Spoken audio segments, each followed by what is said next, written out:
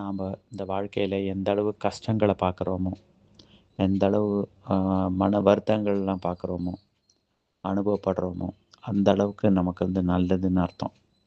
Actually நம்மளுக்கு ஒரு சில கஷ்டங்களை நம்ம கவலைப்படுறோம். என்னடா இது இந்த கஷ்டம் இருக்கேன்ட்டு. ஆக்சுவலி அந்த கஷ்டங்கள், அந்த வலிகள், அந்த அனுபவங்கள்லாம் தான் நம்மளை பக்குவப்படுத்தினே இருக்கு. பக்குவப்படுத்துறது அப்படின்னா, நம்மளுக்கு பாசிட்டிவாக நடக்கும்போது என்ன பண்ணுவோம்னா, நம்ம திருப்பி திருப்பி நம்ம ஆசைகள் அதிகமாகும், எதிர்பார்ப்புகள் அதிகமாகும், நம்ம ஒரு பாண்டேஜ் மாதிரி வரும். ஆனால் நம்ம அடி பட பட பட பட பட என்ன ஆகும்னா, அது மேலே வெறுப்புன்றதை விட அது மேலே அந்த எதிர்பார்ப்பு குறைய ஆரம்பிக்கும்.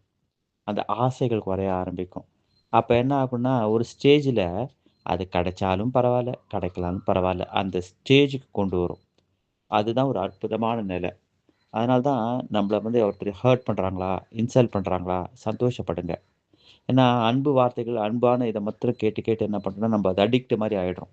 அந்த அன்புக்கு கிட்டத்தட்ட அடிமையா கூட ஆறோம்.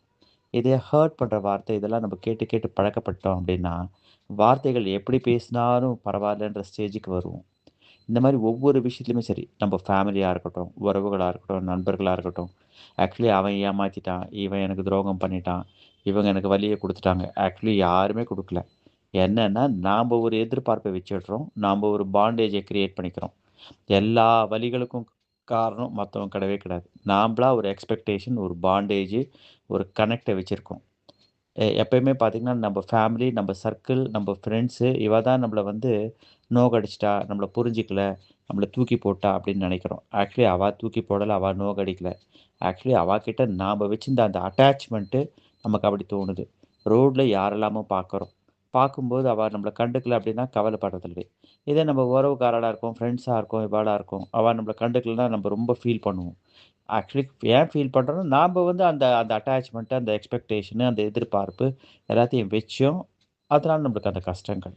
இது ரோட்ல போறவங்ககிட்ட அது இருக்கா? இல்லையே!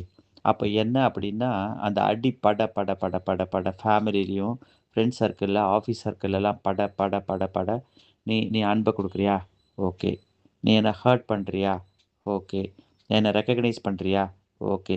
இல்ல நான் தான் எல்லா ப்ராப்ளத்துக்கும் காரணம் சொல்றியா? ஓகே. நான் ஒன்னத்துக்கும் யூஸ் இல்லன்னு சொல்றியா? ஓகே. நான் தான் ரொம்ப யூஸ்ஃபுல்ன்னு சொல்றியா? ஓகே. எல்லாத்துக்கும் வெறும் ஓகேவ மட்டும் சொல்ட்டு போயிட்டே இருப்போம். அந்த நிலை எப்போ வருமோ, அதுதான் ஒரு அற்புதமான நிலை. அந்த நிலை வரத்துக்கு நமக்கு பல அடிகள் தான் யூஸ் ஆகுதே தவிர, வெற்றிகள் யூஸ் ஆறதில்ல. அந்த லவ் நம்மளுக்கு சப்போர்ட் பண்றதில்ல. நமக்கு சப்போர்ட் பண்ற ஒரே விஷயம்னா, நம்ம வாழ்க்கையில வாங்குற அந்த அடிகள் எல்லாமே நமக்கு பாசிட்டிவா தான் மாத்துது. நம்மள பக்குவப்படுத்துது.